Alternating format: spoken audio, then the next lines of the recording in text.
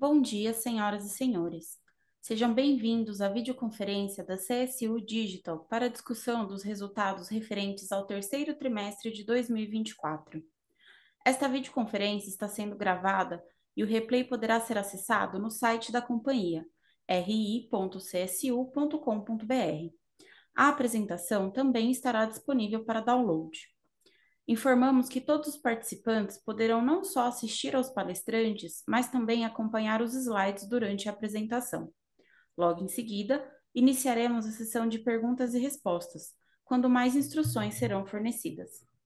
Gostaria de lembrá-los que o conteúdo apresentado será feito na língua portuguesa, com tradução simultânea para o inglês. Para aqueles que desejarem acompanhar o áudio dessa apresentação em inglês, é possível escolher o idioma através do ícone Interpretation, que fica na parte inferior à direita da plataforma. For those that don't speak Portuguese and want to listen this presentation in English, it is possible by pressing the Interpretation button, presented the bottom right corner of the platform, and choosing the language properly. Antes de prosseguir, aproveito para reforçar que as declarações prospectivas têm como base as crenças e suposições da administração da CSU Digital e as informações atuais disponíveis para a companhia. Essas declarações podem envolver riscos e incertezas, tendo em vista que dizem respeito a eventos futuros e, portanto, que dependem de circunstâncias que podem ou não ocorrer. Investidores e analistas e jornalistas devem levar em conta que eventos relacionados ao ambiente macroeconômico, ao segmento e a outros fatores que podem fazer com que os resultados sejam materialmente diferentes daqueles expressos nas respectivas declarações prospectivas. Estão presentes nessa videoconferência o Sr. Pedro Alvarenga, CFO e IRO, o Sr. Bruno Costa, CPO e o time de RI. Assim, gostaria de passar a palavra ao Sr. Pedro, que dará início à apresentação. Por favor, Sr. Pedro, pode prosseguir. Bom dia a todos. É um prazer estar hoje novamente aqui apresentando mais um trimestre, né, de resultados para os nossos investidores e demais participantes aí do mercado. Dessa vez, especificamente sobre os resultados do terceiro TRI e dos 9 primeiros meses de 2024. Bom, muita gente já deve ter me ouvido falar sobre esse slide aí ao longo dos últimos meses, né, contando um pouco da nossa história em outras formas, em outros formatos. E, obviamente, o contexto hoje é um pouco diferente, né?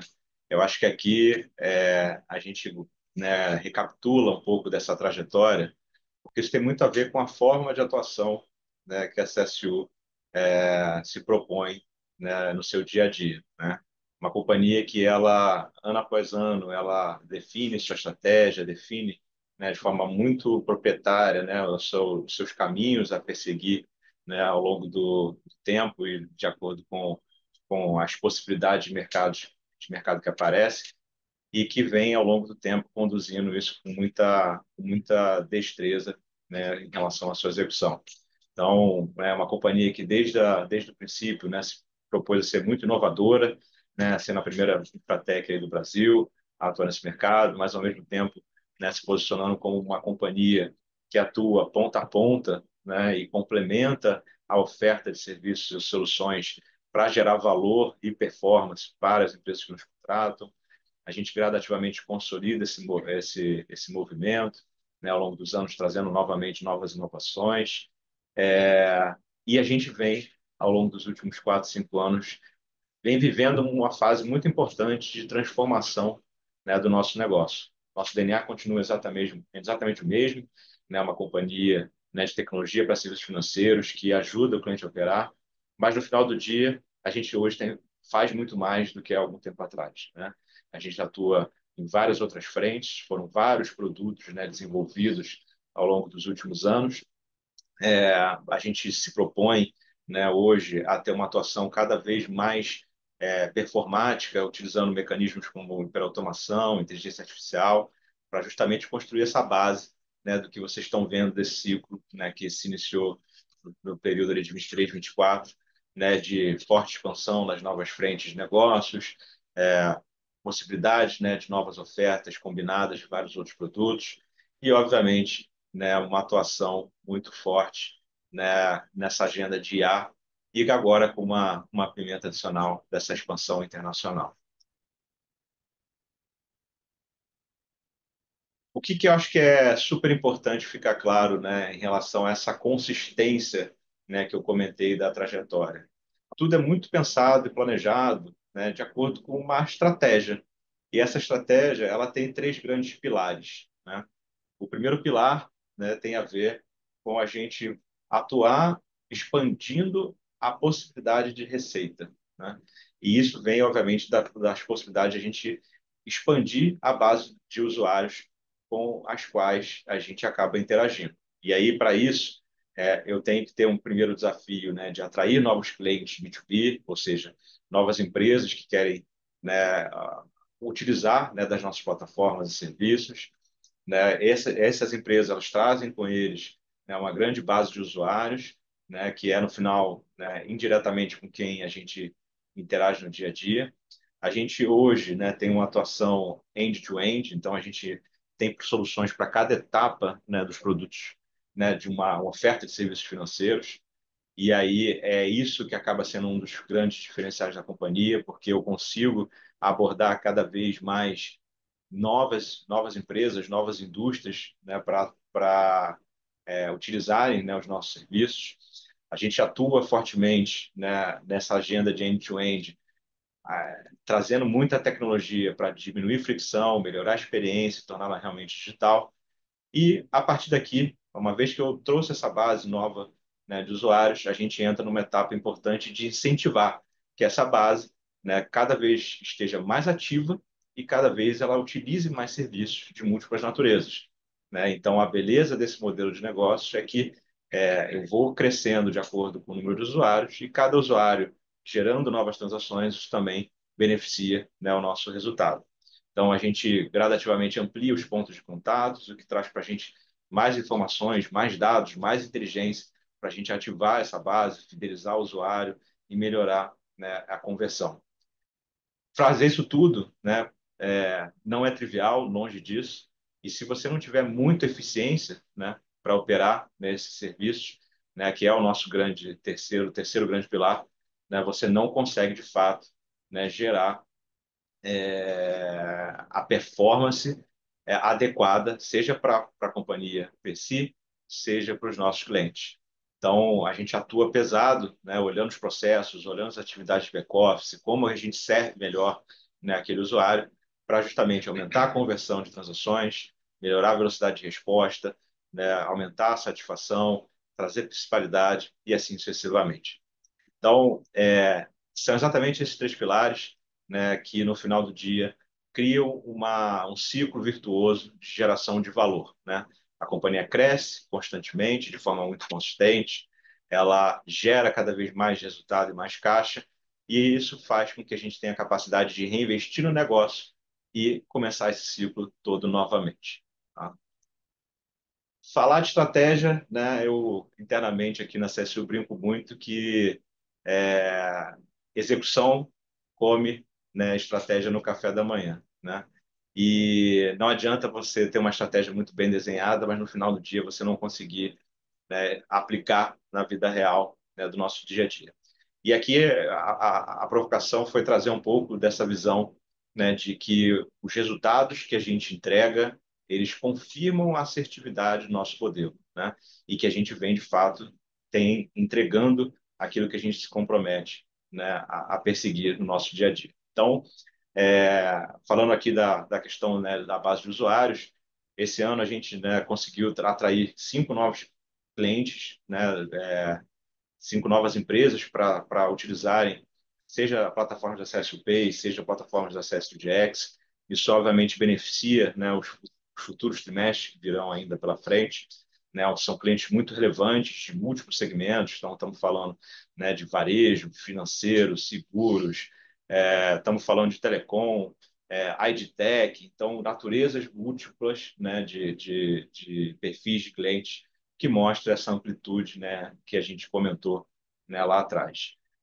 Isso, né, casado com uma estratégia muito forte de ativação dessa base, né, vem acelerando o nosso crescimento, né, de usuários.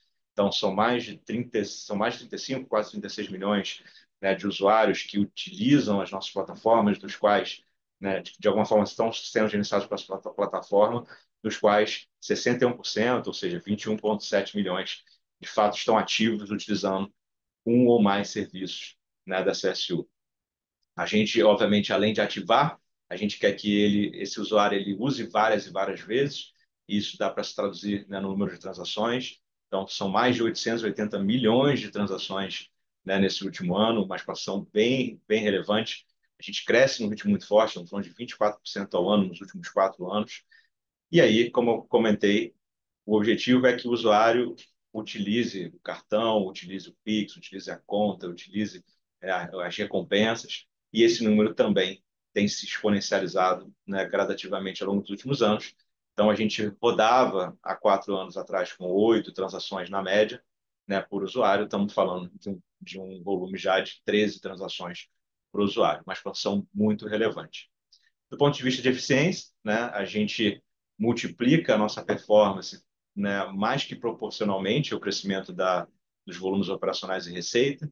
Então, a gente dobra o nosso lucro bruto, a gente mais que dobra o nosso lucro líquido nesse intervalo de tempo, desde que a gente inicia, né, o processo de transformação do nosso negócio. Consequentemente, né, os indicadores financeiros e as margens também são muito relevantes, né, e gradativamente crescentes. Falando, né, um pouco aqui de forma a deixar mais claro, né, essa estratégia, né, o nosso propósito no final do dia é garantir uma experiência completa de serviços financeiros para o nosso usuário. Em última instância, né, se ele quiser, se essa empresa quiser oferecer um banco digital ponta a ponta, né, para os seus clientes, a CSU ela garante. Então, desde a abertura de conta, desde operações de transferência, pagamentos, de contas, boletos, recargas, pagamentos de cash-in, cash-out, né? Então, transações com cartão, Pix, tudo isso faz parte da nossa infraestrutura, né, de serviços financeiros. E a gente quer trazer satisfação, quer que o cliente seja bem atendido, ele seja bem servido, né? E ele crie uma empatia, um engajamento, uma principalidade com aquela marca.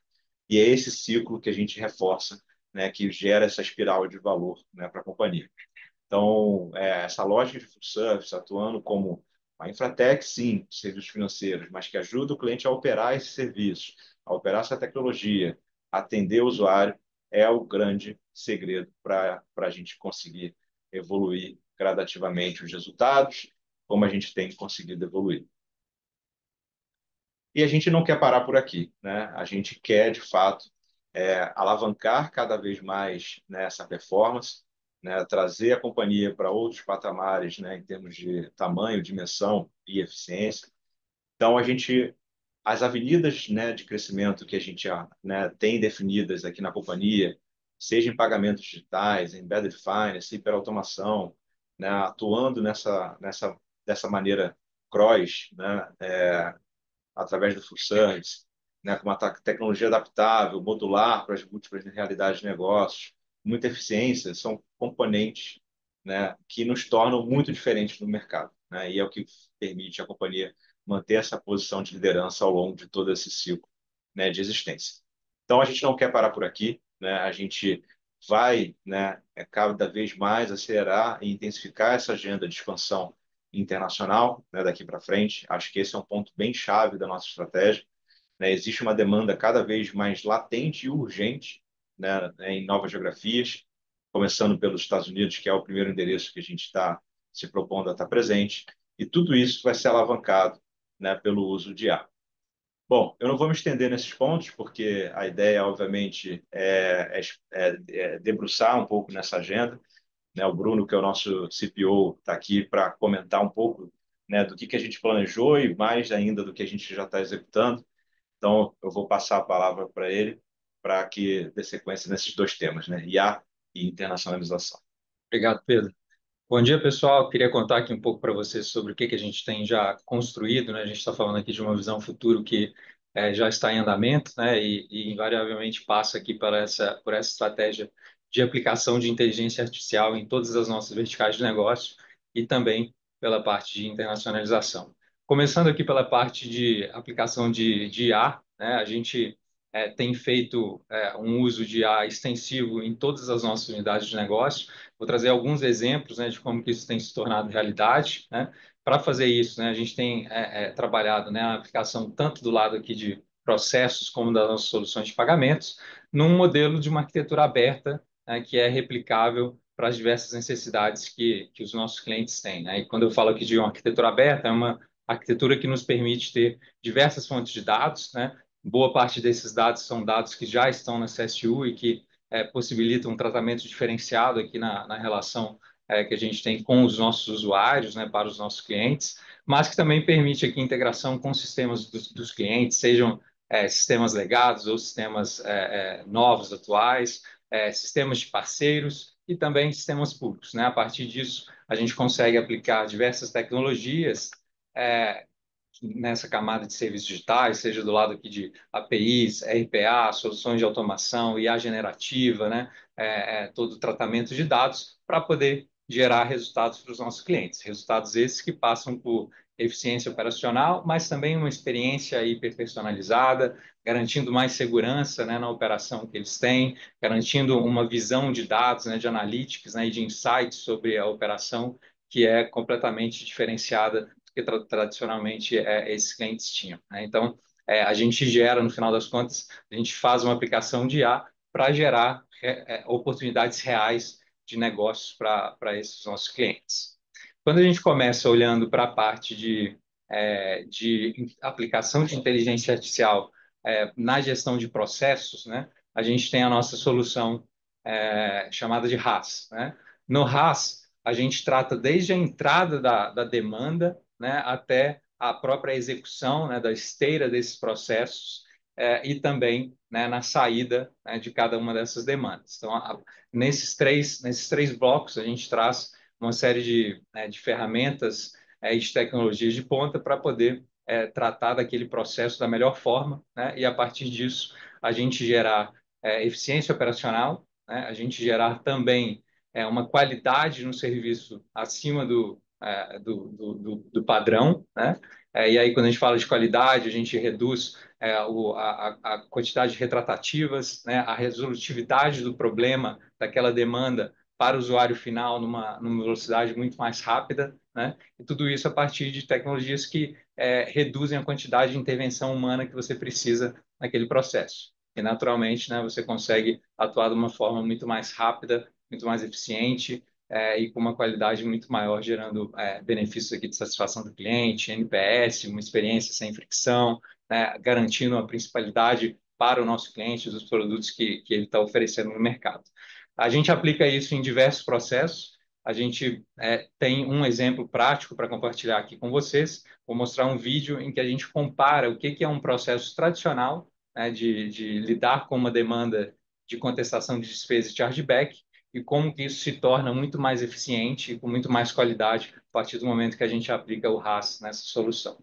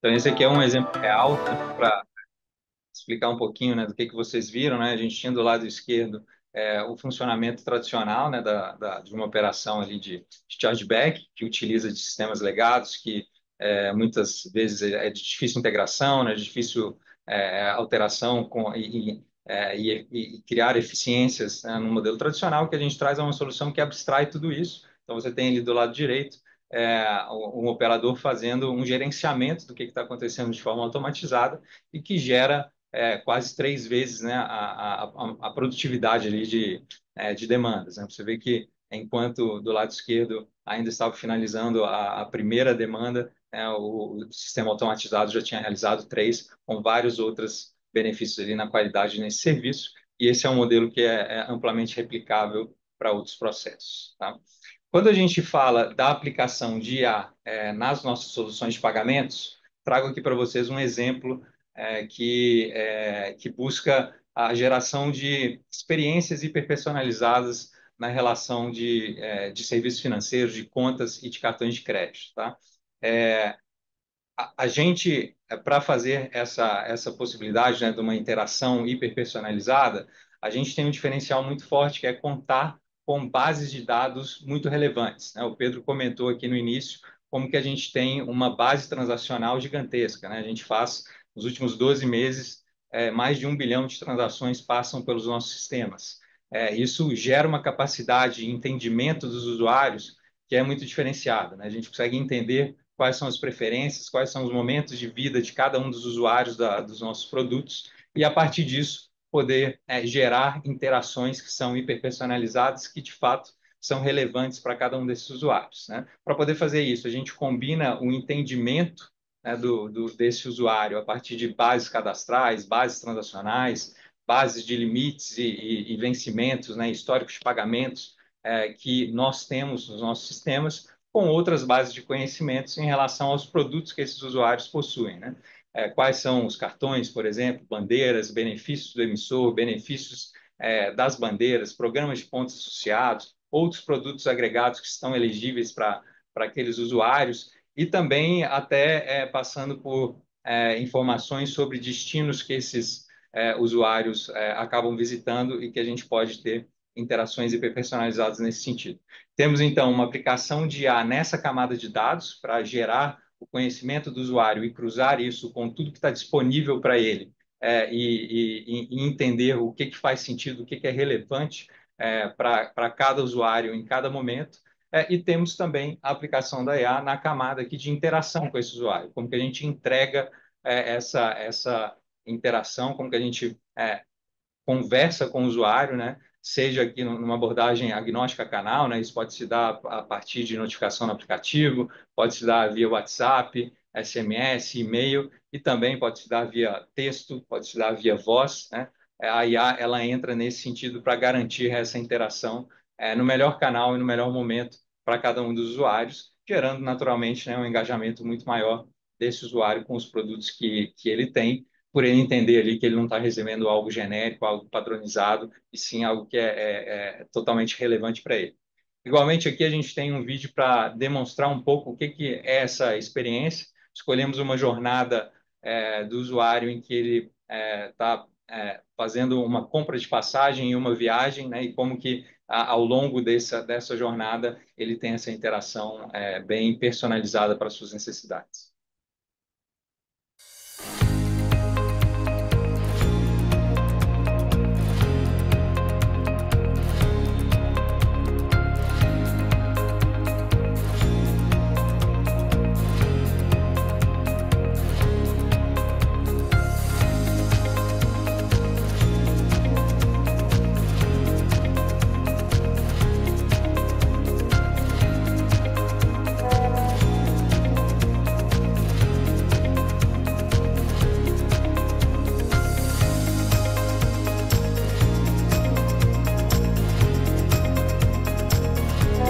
Bom dia, Natália, tudo bem? Nos próximos dias, dê preferência para o seu cartão Mastercard. Com ele, você terá mais tempo para pagar a sua próxima fatura.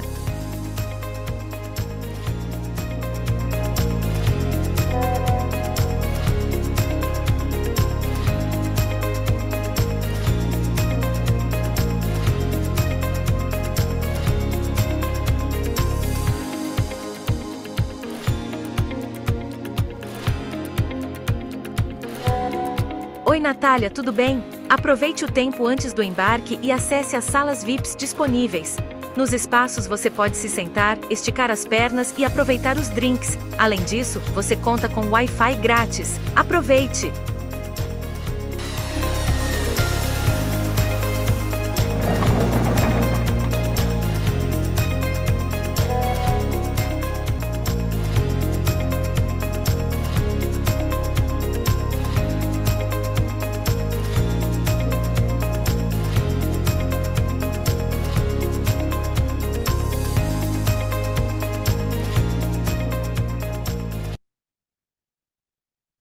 Muito bem, então basicamente a gente está aumentando a percepção de valor, né, desses usuários em relação aos produtos que eles já têm, os benefícios que já estão disponíveis para ele, e que é uma grande dor hoje de todo emissor de conseguir traduzir isso no momento adequado para cada um de seus usuários, né? De forma resumida, o que a gente está realizando estamos inaugurando essa nova era, né, de uso massivo de hiperautomação e IA em todas as nossas verticais de negócio. Esses foram dois exemplos, mas eles vão além disso, né? A gente fala aqui de entregar valor tanto aos usuários finais quanto às instituições. Aos usuários finais, temos soluções de limite integrados, né, compartilhados entre produtos, as sugestões de benefícios com base nesse comportamento transacional, campanhas de marketing em tempo real, os advisors financeiros para também ajudá-lo a lidar com os diversos produtos financeiros que ele conta, né, com dicas sobre utilização e, de forma geral,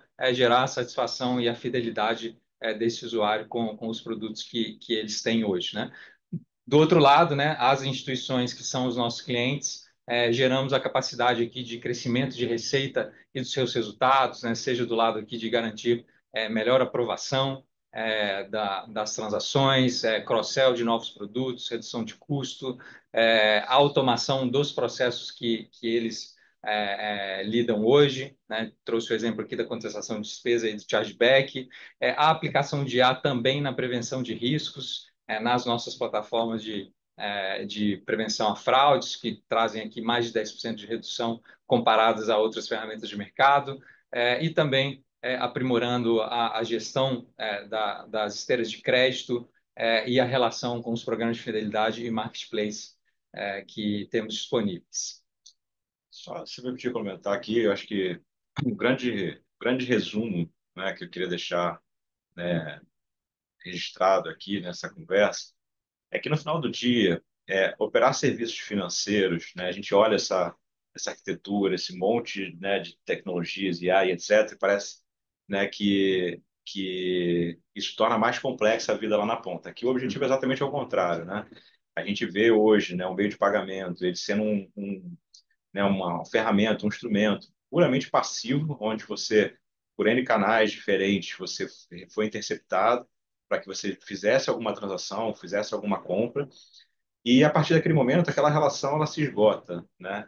A instituição financeira ela não tem ali, né, uma sequência de ações que ela poderia fazer para te incentivar a transacionar mais, transacionar melhor, utilizar melhor seus benefícios. Então, o que a gente se propõe é criar realmente uma experiência onde aquela transação não começa e acaba naquele segundo, né? A gente quer que a pessoa ela utilize o cartão, como a gente viu aqui no exemplo do vídeo, né, para fazer uma compra de uma viagem, e ela automaticamente receba os benefícios que ela já tem direito, gerando aquela sensação de conforto, de tranquilidade, de que ela recebeu de fato um benefício, né? Ao invés dela ter que lutar pelo benefício e caçar, né, nos múltiplos sites e canais, né, que ela teria que interagir. Né? Que ela, ao comprar, né, uma passagem aérea, ela tem a noção de que tem um pool de ofertas e até chargeback, entre outros benefícios que ela pode utilizar e buscar uma mala, buscar uma outra opção, né, de produto para que ela complete aquela experiência dela. Mas nada disso também, né, é genuinamente digital se a partir do momento que ela também conclua a transação, se houver uma necessidade de um suporte, se houver uma necessidade de uma análise posterior, né, de uma estrutura que está por trás daquela companhia, viabilizando que aquela transação aconteça, que esse ciclo demore 2, 3, 10, 20 dias para ele ocorrer, né? Se fosse uma contratação de um crédito, por exemplo, que muitas vezes pode demorar demais, né? Não adianta você ser muito digital ali na ponta, você abordar o cliente e depois você não conseguir chegar até o final. Então, a gente aqui, com todo esse arcabouço de produtos e com toda essa plataforma tecnológica, o IA, o hiperautomação, tudo que está por trás, a gente consegue amarrar bem esse ciclo e garantir com que essa experiência seja a melhor possível, né, para o usuário final. Esse é o objetivo primário. Perfeito. Aqui a gente precisa garantir a eficiência tanto na relação, né, com os usuários, como também em todos os processos, né, internos que são necessários para resolver essa demanda. E, a partir disso, né, a gente sabe que hoje no mercado existe uma competição muito maior, né, de produtos, de instituições, do que se encontrava em anos, né, em décadas, né, atrás, e hoje a maior necessidade das instituições financeiras é batalharem pela principalidade, pela relação principal dos seus produtos com os seus usuários, né? E a gente entende que esse é um caminho muito forte para conquistar essa principalidade. É isso aí. Passando pro próximo tema, quando a gente fala aqui do nosso movimento de internacionalização, acho que é importante a gente primeiro começar dando um pouco do contexto, né? Quando a gente fala do contexto internacional, e pegando especificamente aqui o mercado americano, a gente vê um mercado que, em muitos fatores, ele está numa condição adversa do que se via anos atrás, né? Seja pressionada aqui pela questão da inflação, ainda que tenha arrefecido aí no último ano, mas ainda com uma inflação em níveis mais altos do que o mercado estava acostumado, uma taxa de juros também mais elevada, e, além disso, um crescimento bem forte do ponto de vista de fraudes e de perdas financeiras, né?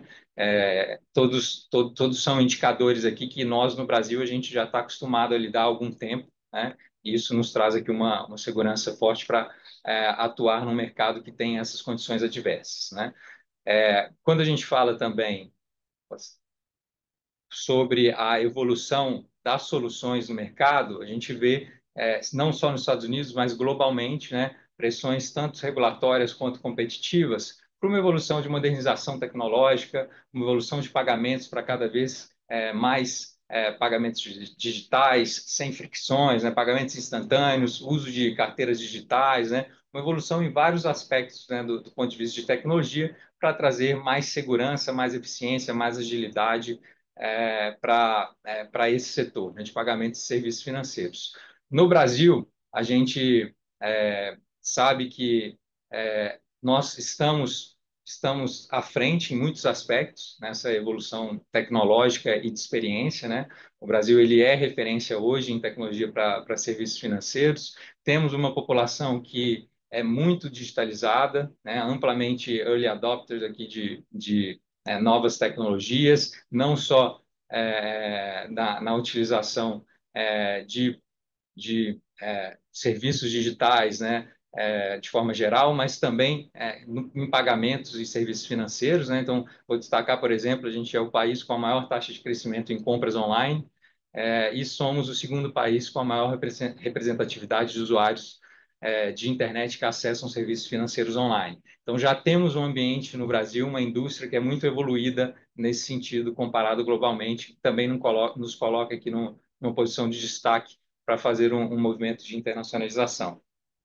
Quando a gente olha para o mercado americano, né, hoje nós também estamos bem posicionados do ponto de vista de arquitetura tecnológica para entrar neste mercado. Hoje, basicamente, a gente tem vários competidores que atuam neste mercado, temos os incumbentes que já estão há muito tempo nesse mercado, conhecem muito bem a parte de pagamentos, né, e soluções financeiras, mas, por outro lado, acabam ficando aquém no que eles têm de tecnologia para oferecer. Por outro lado, temos outras empresas ali de médio porte, novos players que têm entrado e que têm buscado trazer para o mercado, do ponto de vista de tecnologia, uma solução muito moderna, mas que acabam deixando um pouquinho a desejar na experiência e na expertise deste mercado. Nós combinamos essas duas coisas, ao longo dos últimos anos evoluímos constantemente a nossa plataforma tecnológica, e hoje a gente conta com uma plataforma híbrida, né, que ela opera tanto do ponto de vista aqui de soluções de mainframe, mas que também pode operar 100% cloud, em microserviços, 100% via APIs, né? E que isso nos coloca aqui numa condição diferenciada de poder combinar tanto a expertise de 32 anos nesse mercado com uma solução muito moderna de tecnologia. Além disso, consideramos também um diferencial a nossa amplitude de soluções, né? Nós não atuamos apenas no processamento de cartões, mas sim de uma forma muito ampla, no modelo full service, que também traz parte de banking, traz também soluções de processamento para adquirência, o RAS como solução de eficiência de processos e também as nossas soluções aqui de loyalty e de CX, né? Esse pacote integrado dessas soluções é algo único e que gera um diferencial significativo, além deste uso de IA aplicado em todas essas nossas verticais de negócio, para também trazer diferencial, tanto do lado de experiência quanto no gerenciamento de operações. Tá? Quando a gente fala sobre o tamanho do mercado americano, estamos falando de um mercado que é 15 vezes maior do que o mercado brasileiro, em termos de volume financeiro, né, de transações, e que, não só isso, ele também conta com uma quantidade de instituições financeiras potenciais, né, de consumirem os nossos serviços muito maior, né? Enquanto no Brasil aí a gente está na casa aí de 1.000 instituições, nos Estados Unidos a gente fala de mais de 11.000 instituições, juntando os bancos, os community banks e credit unions. É uma longa cauda, é uma cauda longa aqui bem considerável de instituições que são potenciais consumidoras dos nossos serviços, tá? Quando a gente olha aqui para o que temos a oferecer, o potencial ele não é apenas oferecer nossas soluções para as instituições financeiras, mas também temos uma capacidade de diferenciação local, né? O que eu quero dizer com isso é como que a gente atende o mercado brasileiro com soluções que são conhecidas no mercado como soluções globais, né? E que na maior parte das vezes passa por um produto americano sendo disponibilizado para residentes brasileiros, né? Esse é um mercado também muito significativo que cresce de forma consistente, né? No ano passado, está falando aí de 66 bilhões de reais que foram gastos pelos brasileiros no exterior. A maior parte desse consumo foi feito em cartão de crédito, né, 45 bilhões. E esse crescimento ele continua forte, né, no ano de 2024, fechamento aqui do terceiro trimestre na casa de 30% de crescimento, né, contra o ano passado. Então, é um mercado bem relevante, né? E que aqui no Brasil a gente observa, né, o crescimento de soluções de produtos globais, que na maior parte passam aqui por produtos que oferecem uma conta, essa conta global, né, que pode ser em dólar, em alguns casos ela pode ser multimoeda também, oferece um acesso a investimentos internacionais, oferece a possibilidade de saque na rede de ATMs, e 100% das vezes a gente está falando aqui de um cartão de débito associado a essa conta para permitir a movimentação, né? O que nós temos aqui de oportunidade, né, e de ambição, né, de como que a gente destrava novas possibilidades para essas instituições brasileiras, né, trazendo também o produto de cartão de crédito global como algo para o brasileiro, né, o residente brasileiro que hoje não tem acesso a esse produto, tá? Para fazer isso, é claro que existe um roadmap a ser construído, né? Temos uma análise, tanto do ponto de vista aqui de atuar com as instituições americanas, como de atuar com as instituições brasileiras com produtos internacionais, né? Temos várias etapas que fazem parte dessa expansão. A primeira etapa ela já está concluída, né? De análise de mercado, de potencial competitivo e de prontidão da CSU para avançarmos nesse plano. Estamos, nesse momento, nas etapas 2 e 3, né? De definição dos nossos parceiros e parcerias estratégicas e fornecedores locais que são necessários para viabilizar esse tipo de produto, e a própria due diligence de quem foi selecionado para estar ao nosso lado nesse movimento. A partir disso, a gente passa para, de fato, fazer a implementação dessa operação, com todas as homologações e certificações que são necessárias para atuar neste mercado, podendo ter o nosso lançamento, que acreditamos aí que durante o exercício aí de 2025 a gente atinge esse nosso objetivo, né? Não é um movimento simples de ser feito, a gente sabe, mas aliando aqui todo o conhecimento de 32 anos de história da CSU num mercado, numa indústria que é muito evoluída e está como hoje referência global, né, o Brasil é essa referência global em pagamentos e serviços financeiros. A gente tem muita confiança do sucesso dessa nossa estratégia de avanço no mercado americano. Volto aí para E você, muitos Pedro. competidores a gente já conhece bem, né? Muito Há bem, 20 muito anos, bem. pelo Muitos menos, desses competidores são competidores que a gente aqui no já atua aqui no mercado brasileiro, então não é uma competição totalmente nova, né? Nova. É isso. Gente, falando aqui rapidamente de resultados, né? Só recapitulando, né, o que a gente falou, a gente, de fato, é uma companhia, né, que cria um ciclo virtuoso de crescimento, né? Esse tem sido a nossa forma de atuação, né? Aquele tripé onde você cresce, gera mais resultados, gera mais caixa, e reinveste, é a grande forma, né, que a gente enxerga que deve ser conduzida, né, a gestão financeira aqui da companhia, tá? Então, falando aqui muito rapidamente, né, a companhia vem crescendo de forma repetida, né, ano após ano, né, os seus volumes operacionais e financeiros. Então, a nossa receita aí é, vem crescendo na casa de 6, 7% ao ano, repetidamente, tá? Mas com dinâmicas muito diferentes quando a gente olha esse número por vertical. Então, é bem importante, né, que quando vocês estiverem analisando, né, os nossos balanços, demonstrativos financeiros, vocês estejam atentos a essa dinâmica diferente por cada uma das verticais, tá? Então, acesse o Page, né, que é o nosso core business, é como a gente nasceu, é uma unidade de negócios que vem se beneficiando, né, de toda a expansão, né, que o mercado de pagamentos no Brasil e a indústria financeira vem vivendo, né, não só pelo ponto de vista de inclusão de novos usuários, né, com todo esse processo de bancarização que a gente viveu, mas também pelo acesso que é dado a múltiplos produtos que até então estavam muito distantes, né, dessas pessoas, não só, né, o cartão, mas o Pix, entre outras formas, né, de transação. Então, a CSC é uma companhia que cresce num ritmo muito forte nessa vertical, então a gente repetidamente cresce aí 10, 11, 12, 13, 14, 15, dependendo da análise, né, do indicador operacional que vocês estejam fazendo, estamos falando de mais de 20% de crescimento ano após ano, né? Então, a gente cresce o volume de unidades iniciadas, a gente cresce, né, o número de unidades faturadas, a gente cresce o número de transações, o volume financeiro gerenciado e assim sucessivamente. Esse ano, não diferente, né, a gente vem crescendo aí próximo de 10%, né?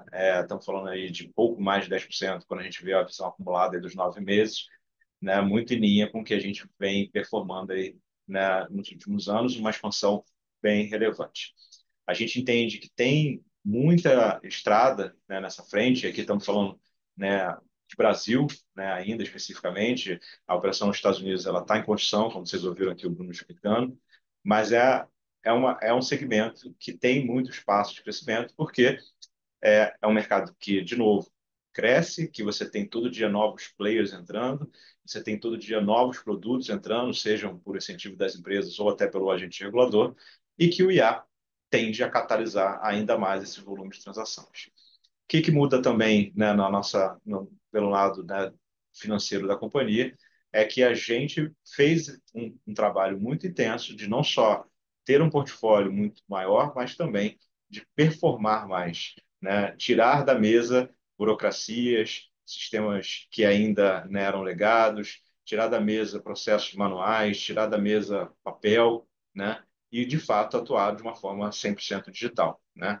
Então, quando a gente fala de rentabilidade, a companhia ela transformou, né, esse resultado. A gente sai ali em 2020 de 42% de margem bruta, né? Se você volta um pouquinho mais na série histórica, esse patamar era até menor, para encostando aí em 54%, 55% de rentabilidade. Então, esse crescimento que virá, né, que tende, a gente não vê nenhuma razão para essa tendência de crescimento que a gente apresenta, né, nos últimos anos muito good, essa rentabilidade ela já parte de um patamar muito diferente do que alguns anos atrás. Quando a gente fala da CSU DX, essa é uma unidade que, assim como a Page, né, passou por uma transformação aqui, é a mesma coisa, né? A gente transformou o nosso business clássico de atendimento né, num atendimento completamente diferente, muito digital. Então, hoje, mais de 70%, né, das interações acontecem através de canais e mecanismos, né, digitalizados. E aqui é importante reforçar, né, que a gente tem um efeito da transformação muito mais é, oblíquo, né? Porque no final do dia, quando você sai de um atendimento tradicional, você passa a usar ferramenta para fazer esse dia a dia.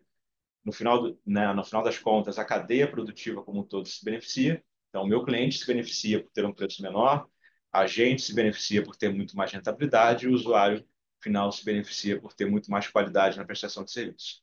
Então, a gente viveu um período muito forte, né, de transformação, né, dessa operação.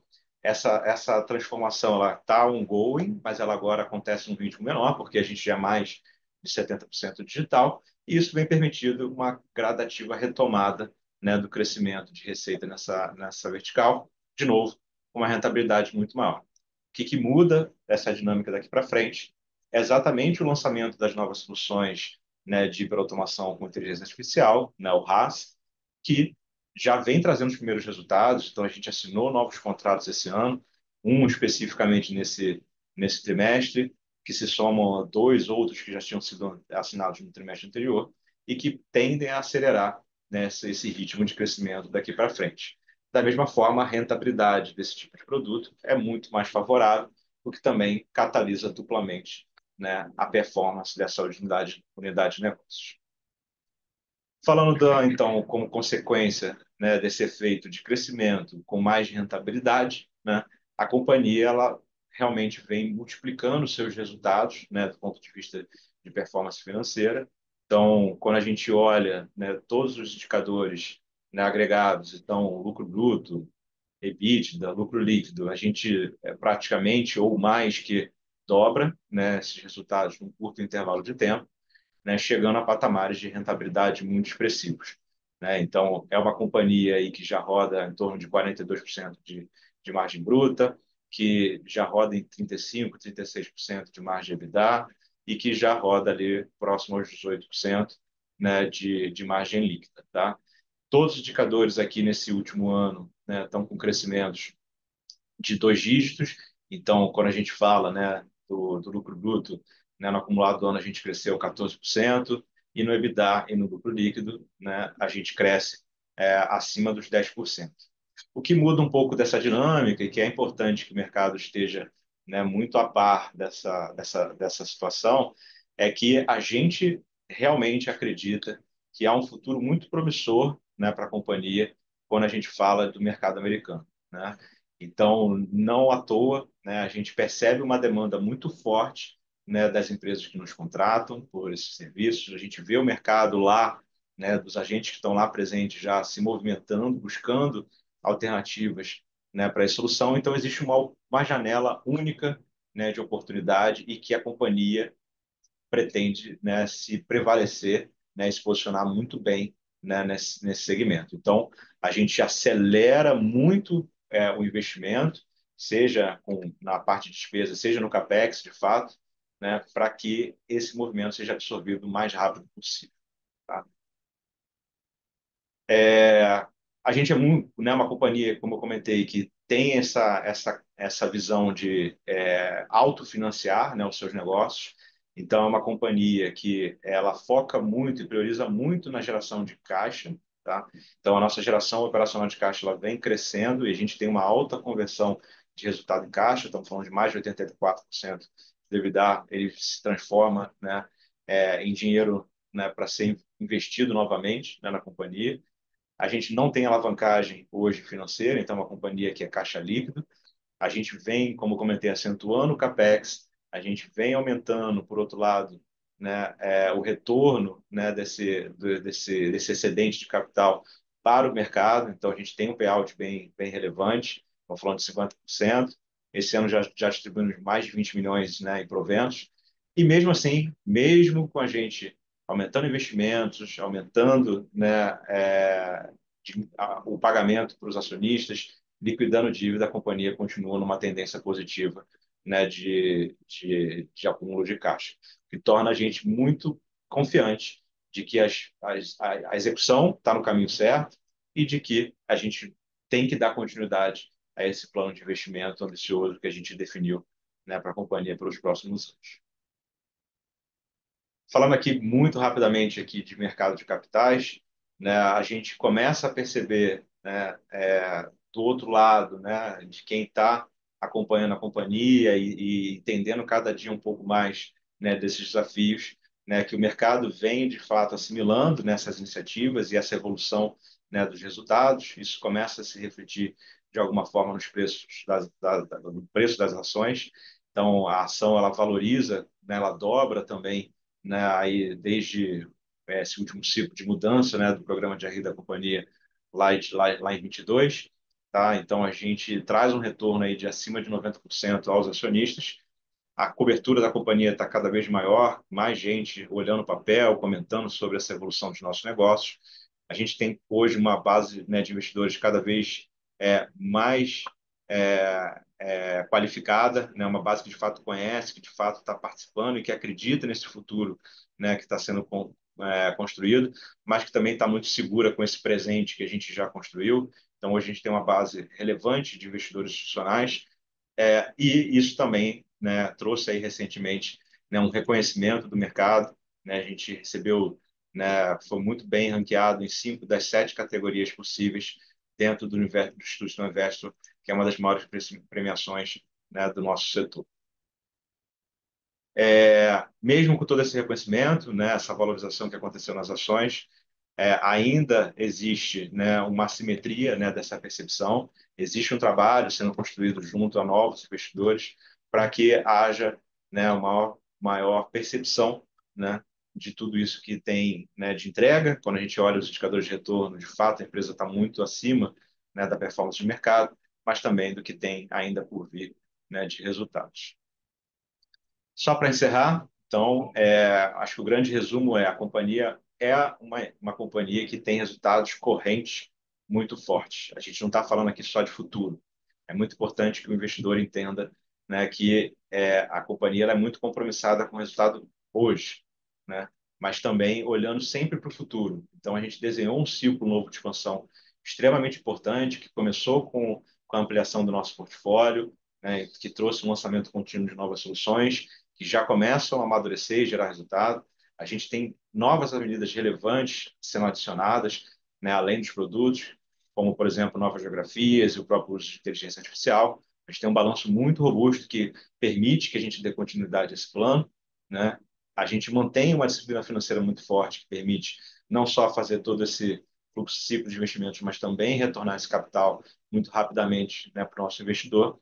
E a gente sempre gosta de chamar a atenção de que para aqueles que de fato acreditam, né, nesse presente, nesse futuro da CSU, né, que eles observem os múltiplos de mercado e, eventualmente, né, a gente sabe que de tempos em tempos abrem janelas de oportunidade para se tornarem também acionistas e fazerem parte, né, dessa gestão que está apostando numa jornada muito positiva aí para os próximos anos. Era isso. Podemos passar para a sessão de perguntas e respostas agora. Obrigada. Iniciaremos agora a sessão de perguntas e respostas para investidores e analistas. Caso deseje fazer alguma pergunta, basta clicar na opção Raise Hand na parte inferior de sua tela e aguarde novas instruções. Ou caso deseje enviar sua pergunta por escrito, por favor, escreva sua pergunta, seu nome, nome da companhia que representa no campo de QIA. Nossa primeira pergunta vem do Sr. Alex André, da MSX Invest. Ele escreve: tenho uma pergunta que se divide em 4 partes. Qual o potencial de mercado do Haas? Quais as apostas de esteiras mais promissoras? Quais indústrias ele se encaixa melhor? E uma dúvida que sempre fico: por que contratar a CSU e não uma consultoria especializada, Accenture ou Big Four, para otimizar processos? Legal. Deixa eu responder essa aqui, Pedro. Acho que quando a gente fala aqui do Haas, acho que o que é interessante, né, começando até mais pela parte de trás, chegando ali no potencial de mercado para te responder essa, Alex. O Haas, o que a gente está colocando, né, entregando de solução para o nosso cliente, não é simplesmente uma consultoria em que alguém nos contrata para otimizar um determinado processo, né? O que a gente faz é, de fato, ser responsável pela condução, pela gestão daquele processo, né? Então, tradicionalmente, o que a gente tem aqui no RaaS, a gente tem um modelo de negócio em que o nosso cliente vai nos pagar por cada uma daquelas demandas que a gente está tratando e a gente vai aplicar hiperautomação e inteligência artificial para garantir que aquele processo vai se dar de uma forma eficiente, tanto do ponto de vista operacional quanto da própria parte de resolutividade para o usuário final, né? E então é uma relação que ela é perene, né? Ela não é uma relação que se dá de uma contratação para olhar para um determinado problema, buscar resolvê-lo, né? E trazer quais são os indicativos, a melhor forma para otimizar aqueles processos. Não, a gente passa a atuar naquele processo de forma contínua, garantindo essa eficiência contínua desse processo, dessa demanda, né? Quando a gente fala sobre onde isso é mais aplicável, né? Toda empresa que tem uma relação com milhares e milhões, né, de clientes, né?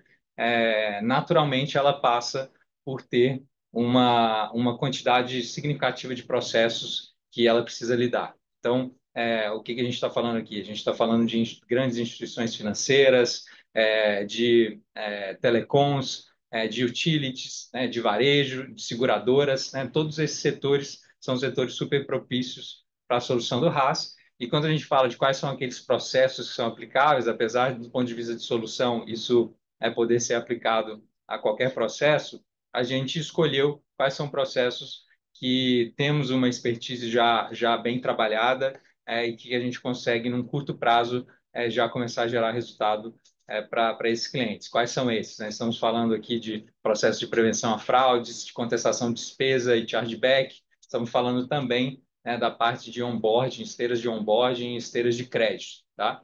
Aliado a isso, a gente também tem um outro lado que a gente aplica o RaaS, que é na monitoria de qualidade dessas operações, tá? Então, temos diversos processos que são processos foco para a atuação do RaaS hoje, e também esse outro lado de monitoria de qualidade dessas operações e de outras, tá?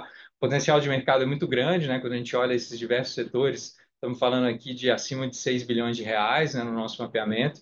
Então, entendemos que temos um potencial muito grande, até por ter sinergia em atuar em processos semelhantes em diversas indústrias, né? Então, quando a gente fala aqui de atuar por exemplo, em uma questão de divergência de valores, isso é aplicado em diversas indústrias, diversos setores, e nos permite potencializar o que a gente já tem criado como solução para o RaaS. É isso. Só complementando aqui, Bruno, eu acho que é justamente essa mudança, essa definição de esteiras prioritárias, né, foi o que permitiu que a gente acelerasse essa agenda comercial, né, e começasse a converter, isso nos primeiros contratos, tá? A gente entende que o RaaS ele tem uma amplitude muito grande de atuação e ele consegue se adaptar a múltiplas realidades de negócios e a múltiplas realidades de processos, né? Esse é o grande trunfo, né, do RaaS. Mas ele precisa ter, né, aqui internamente esse direcionamento para que haja uma atuação mais assertiva, mais direta. E aí, ao longo do tempo, você vai dentro desse próprio cliente que você já trouxe para um processo específico, trazendo novas opções, né, para a mesa, e aí você consegue gerar um ciclo, né, recorrente ali de novas vendas, tá? Então, a gente, de fato, mudou um pouco a estratégia, né, comercial para justamente acelerar a captura de resultados. Obrigada. Nossa próxima pergunta vem do senhor Roberto Fulgraf, da Legado Asset. Ele pergunta: na CSU GX, os novos contratos geraram uma ineficiência temporária. Qual o tempo médio necessário para a reversão desse efeito? Obrigado, Roberto, pela pergunta. Aqui, acho que tem dois pontos chaves, né, em relação ao resultado da GX, né? A gente, toda vez que implanta um novo cliente, você tem um período até você gerar receita, né? Mas você já começa a incorrer, obviamente, em despesas, porque você precisa implantar, né, essa operação no final do dia. Então, você, às vezes, traz times, né, específicos de back-office para atuar, quando isso envolve, né, times. você precisa adaptar a tecnologia, então você tem uma etapa ali de implantação. Por isso você tem um período inicial, né, de rampagem, vamos dizer assim, do contrato. Tá? Em geral, esses contratos eles levam de 3 a 4 meses para serem de fato implantados e começarem a gerar o resultado. E aí mais uns 2 meses, 3 meses para ele gerar o resultado mais na plenitude. Tá? Então esse é mais ou menos o ciclo, né, essa curva, né, de melhora de performance que cada novo cliente vai gerar, né, no nosso resultado. Fora isso, aí falando especificamente do terceiro trimestre, é super importante observar que justamente por a gente estar vivendo, né, uma agenda relevante, né, de automação e digitalização de processos, de tempos em tempos a gente tem processos, tem etapas, né, de redução, né, de estrutura, tá? Então, esse trimestre, especificamente, a gente incorreu em despesas não recorrentes, né, de reestruturação, né, de algumas áreas, tá? Então, foi mais ou menos 1,5 milhão, né, que impactou ali, especialmente no SG&A, tá? Então, isso também, já para o quarto trimestre, tende a não voltar, né, a acontecer. Então, a gente tende a ver uma evolução já ao longo dos próximos meses, seja pela essa etapa de implantação dos novos clientes, seja por não existir mais essa despesa que a gente tinha até alguns meses atrás. Obrigada. Nossa próxima pergunta veio via texto do senhor Bernardo Gutmann, da XP. Ele pergunta: todas as empresas agora falam de IA. Não está claro para mim onde está o diferencial da CSU. Poderia esclarecer? Boa. Legal. Obrigado, Deixa eu, Bernardo. Deixar o Brunão deixa eu responder essa aí. comentar isso aqui, Pedro. Eu acho que, assim, de fato, né, quando a gente olha para o mercado, né, todas as empresas, de alguma forma, estão falando de IA, né? Eu acho que o que a gente traz aqui de diferencial é como que a gente aplica o IA no que sempre foi a nossa vocação, né? Todas as nossas unidades de negócio, a gente não está falando aqui de oferecer o IA como uma ferramenta ou uma plataforma, né, que o nosso cliente vai ter que se virar para entender, para fazer o melhor uso daquilo, né? O que a gente está falando é de fazer uma aplicação prática nas diversas unidades de negócio que a gente tem. Ou seja, do lado aqui de pagamentos, né? Quando a gente fala de pegar essa massa de dados super relevante, né, que a gente tem já dentro de casa, né, e aplicar o IA, então estou falando assim, de uma aplicação de IA numa base de dados que é privada, né? Isso exige um treinamento, né, da IA, né, uma curadoria, uma relação aqui de aprendizado de máquina, que nós que fazemos isso, né? Então, eu não estou terceirizando essa relação, né, para que o cliente tenha que se virar e aprender a lidar com isso, né? E, de novo, numa relação que é perene, né? A gente vai constantemente otimizando isso, né, e gerando um produto, né? O produto, no final das contas, ele não é a IA, né? O produto é uma relação hiperpersonalizada, é um processo, né, mais eficiente, é uma resolutividade mais rápida de um problema, é uma qualidade melhor, né, no serviço que está sendo prestado, né, e o IA, ele é o enabler para isso, né? Então, acho que esse que é o maior diferencial, né? A gente trazer essa inteligência de lidar com isso, né, e aplicar o IA de uma forma bem prática para os nossos clientes. Muito obrigada. Seguiremos com a nossa próxima pergunta do senhor Roberto Fulgraf, da Legado Asset. Ele escreve: observamos expressivo aumento das despesas gerais e administrativas, bem acima das receitas, explicadas com a iniciativa de inteligência artificial e projeto USA. Quando veremos contrapartida proporcional no top line da companhia? Vamos lá. Obrigado novamente aí pela pergunta, Roberto. Aqui, né, recapitulando, né, a gente teve 3 grandes impactos, vamos chamar assim, na parte de despesa, né? A gente tem toda essa parte de reestruturação, que não se repete, né, que aconteceu ao longo do terceiro tri, e a gente tem esses maiores investimentos para reforço, né, seja de times comerciais, projetos, tecnologia, para ancorar não só a inteligência artificial, né, e USA, mas também todas as outras iniciativas da companhia, né? A gente lançou Embedded Finance ao longo desse último ano, novos pagamentos digitais, então é natural que você precise reforçar, né, estruturas chaves, né, da empresa para comportar esse crescimento, tá? Eu diria que isso aqui é um processo evolutivo, tá? A gente é uma companhia que ela vem sempre fazendo os investimentos de acordo com a própria elasticidade né, de crescimento do top line, tá? Então, se você reparar, a gente conseguiu acomodar, né, essa expansão de estrutura sem que isso, né, necessariamente sacrificasse, por exemplo, o nosso lucro bruto, sem que isso necessariamente, né, sacrificasse ali o nosso resultado em termos de EBITDA, né, por exemplo. Então, a gente é uma companhia que vem, de fato, respeitando, né, essa dinâmica, né, natural, né, e vegetativa, né, do crescimento do negócio, tá?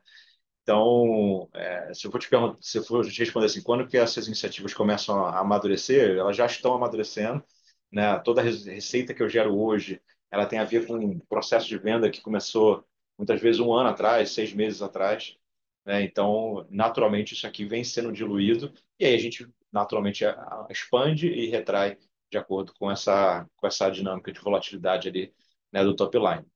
Estados Unidos, especificamente, é que ela está hoje, é uma operação que hoje está sendo financiada pelo resultado gerado pelo Brasil, né? A gente não tem receita vindo de lá, então ela não se autofinancia ainda, tá? Então a gente tem um resultado cruzado aqui, né? Em termos de investimento, né? Do que eu tenho de excedente de resultado no Brasil, você acaba direcionando parte disso, né? Para os investimentos no US.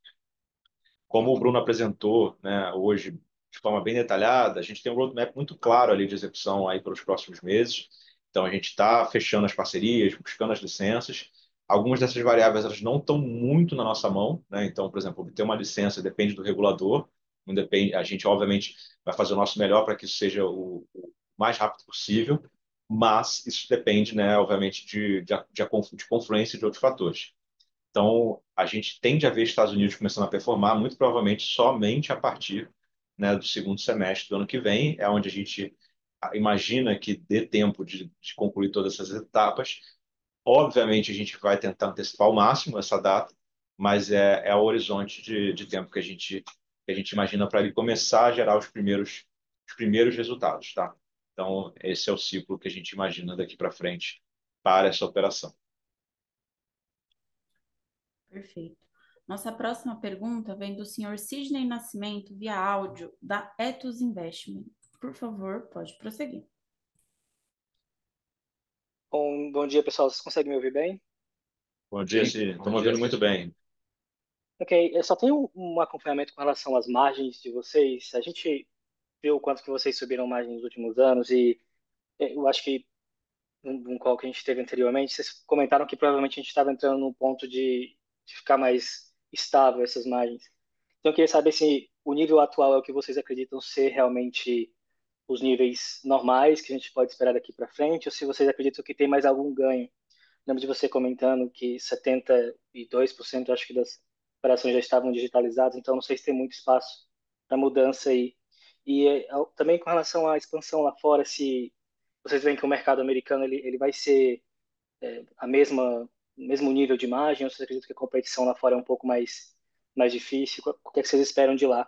E só uma final pergunta, desculpa, mas com relação a leading time, né? Você comentou, se não me engano, 5 meses, normalmente entre o momento onde o cliente coloca essa ordem até vocês entregarem o produto de fato, o serviço de fato, como é que funcionaria isso?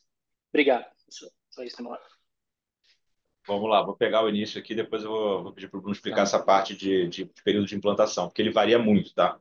Depende do produto, depende do nível de customização que o cliente pede, então vou deixar, né, depois o Bruno passar um pouco esse ponto. Falando um pouco das margens, tá? Quando a gente fala dessa dinâmica, né, que a gente tem hoje, né, temos os serviços que estão hoje disponíveis, né, para, né, a mercado, tá? Quando a gente fala da PES, eu diria que ela de fato está muito próxima do que é o nível recorrente daqui para frente, né, de margem percentual, né, para essa unidade de negócios. Ali, especificamente, a gente já tem receitas que já quase encostam em 96% sendo digitais, tá? Então, eu diria que a gente ali está dentro de um patamar, dentro de um range, né, que daqui para frente o crescimento ele é muito, muito marginal, né, do que você tem em termos de pontos percentuais a serem capturados. Tem espaço? Sempre tem, porque como a gente tem esses elementos novos de IA, né, você eventualmente consegue melhorar um pouco a performance, né, do ponto de vista de rentabilidade. Mas o foco principal dele, quando a gente fala de pagamentos, está em aumentar a taxa de conversão, aumentar o volume mesmo, tá? Muito mais do que a performance. Acho que o que tinha para ser feito de digitalização ali já foi a maior parte, tá? Então, eu diria que ali está muito próximo da estabilidade. Quando a gente fala da DX, aqui tem espaço para a gente evoluir essa margem, seja naquilo que a gente já vinha fazendo, né, que é a parte de Customer Experience, porque eu, quando falo aqui de digitalização, aqui a gente trocou o canal, a gente trocou a forma, mas a gente ainda tem elementos relevantes de aplicação de IA para elevar a margem. Exemplo, a gente hoje utiliza muito a IA ali até o nível de Deep Learning. Tá? A gente não usa ainda, né, em grande quantidade a IA generativa. Tá? Então, no próprio CX, na própria parte de atendimento, a gente tem ganhos ainda para capturar. Mas não, na nossa visão, não é daqui que vai vir a grande transformação da margem dessa unidade. A grande transformação ela vem do RaaS. Tá? O RaaS ele é um produto que entrega uma performance muito maior, né, em termos de resultado, tanto para a gente quanto para o nosso cliente. Tá?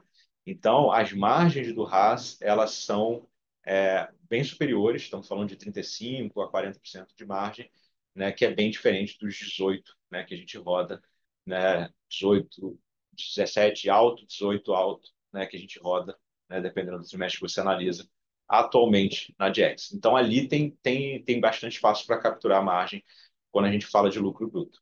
E o EBITDA, assim, a gente nesse momento está ineficiente porque a gente aumentou as estruturas, mas conforme esse volume ele for crescendo, e ele já está crescendo, né, os números estão aí para evidenciar isso, a própria despesa administrativa ela vai ser diluída, tendo espaço para também ter alguns acréscimos ali de produtividade. Tá? A outra pergunta de Sobre margem que os você tinha feito, Estados Unidos. Com Estados Unidos. relação a isso.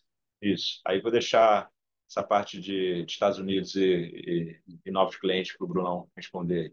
Legal. Vamos lá, começando aqui sobre essa parte aí da pergunta dos prazos, né, de implantação, né? Hoje a gente tem uma flexibilidade muito grande na construção das soluções para os nossos clientes, né? Isso, inclusive, a gente considera que é um dos nossos diferenciais, né? Então, não é que a gente tem simplesmente quais são os nossos produtos, soluções de prateleira e o que você tem para se servir é isso, né? Em muitos casos, a gente faz integrações com sistemas do cliente, né? A gente traz informações por exemplo, né? Dar um exemplo prático aqui, você tem um cliente que ele tem comissões que ele faz pagamento dessas comissões dos seus vendedores e que ele quer integrar isso na nossa plataforma de pagamentos, no nosso aplicativo que estamos criando para eles. Isso tudo vai adicionando um pouco mais de personalização nesse projeto e, naturalmente, acaba exigindo um pouco mais de tempo, né? Quando a gente fala aqui de projetos padrões, estamos falando aqui de uma média de prazo de 3 meses, tá?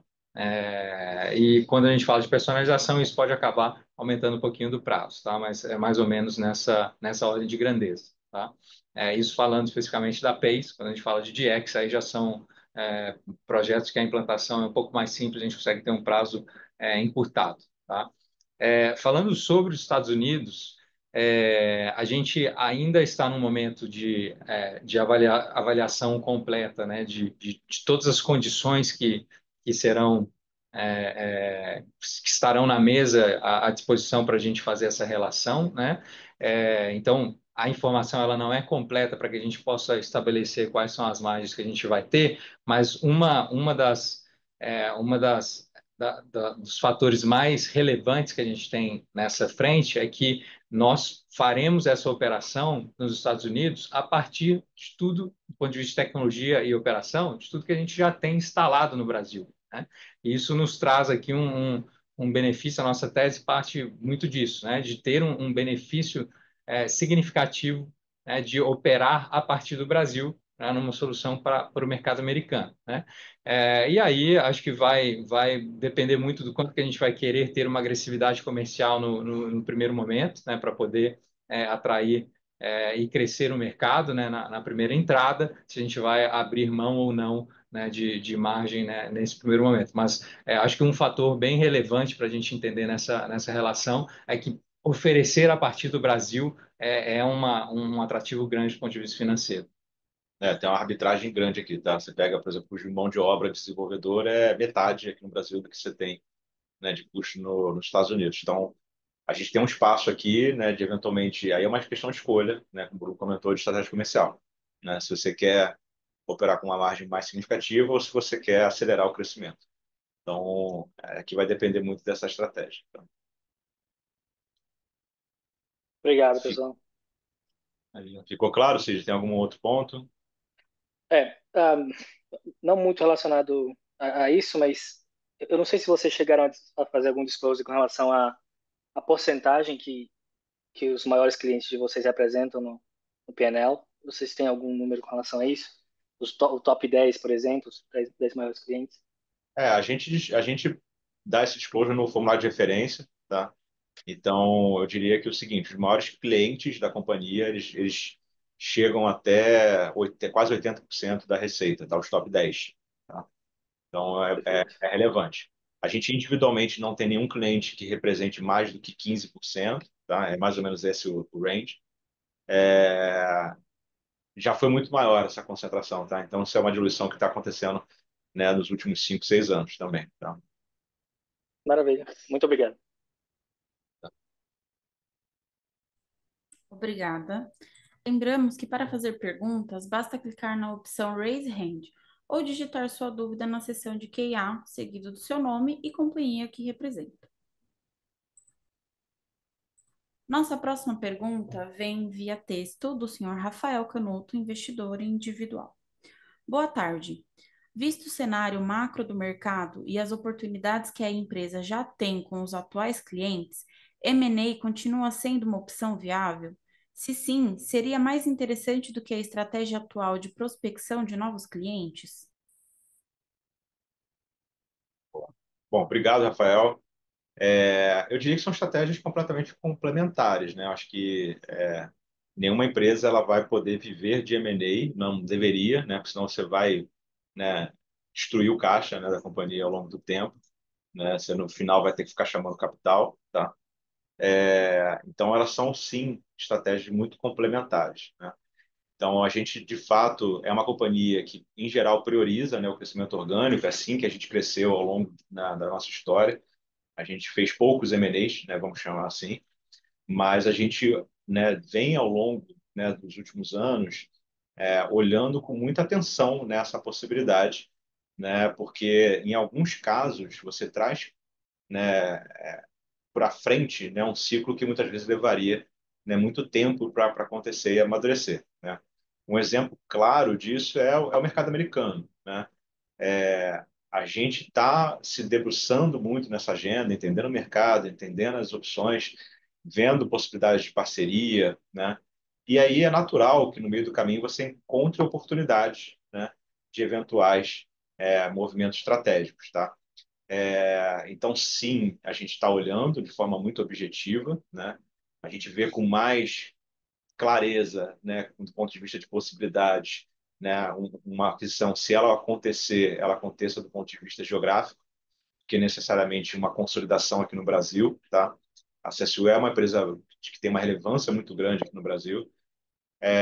Mas, de novo, M&A eu falo assim, nunca pode ser uma variável, né, de modelagem para quem está, né, do outro lado, porque é muito incerto, né? Você depende de um alinhamento gigante dos astros, né? Você tem que achar o ativo certo, seja do ponto de vista de tecnologia, carteira de cliente, né, tamanho. Você tem que achar uma vez que você acha esse ativo, a pessoa que tem, né, a posse desse ativo, ela precisa querer vender e vender no preço que eu estou disposto a pagar. Então tem muita variável, né? Então eu sempre comento assim, estamos olhando ativamente, né? Mas o foco vamos fazer isso organicamente. Se aparecer uma oportunidade, né, realmente boa, sim, a gente tem balanço, né, e interesse de fazer. Obrigada. Não havendo mais perguntas, gostaria de passar novamente a palavra ao senhor Pedro Alvarenga para suas considerações finais. Bom, gente, muito obrigado aí por participar de mais um call conosco, né? acabou sendo um pouco mais longo, né, do que o usual, mas era bem importante a gente deixar claro essa estratégia, né, para cada um dos investidores, né, de crescimento que virá daqui para frente e como que a gente vislumbra e quando a gente vislumbra que cada uma dessas etapas acontecerão. Só agradecer e seja via nossos canais tradicionais de e-mail, né, entre outros canais, ou telefone, né, o nosso time de RI está 100% à disposição para esclarecer qualquer dúvida adicional. Muito obrigado. Obrigada. A videoconferência da CSU Digital está encerrada. Agradecemos a participação de todos e tenham um bom dia.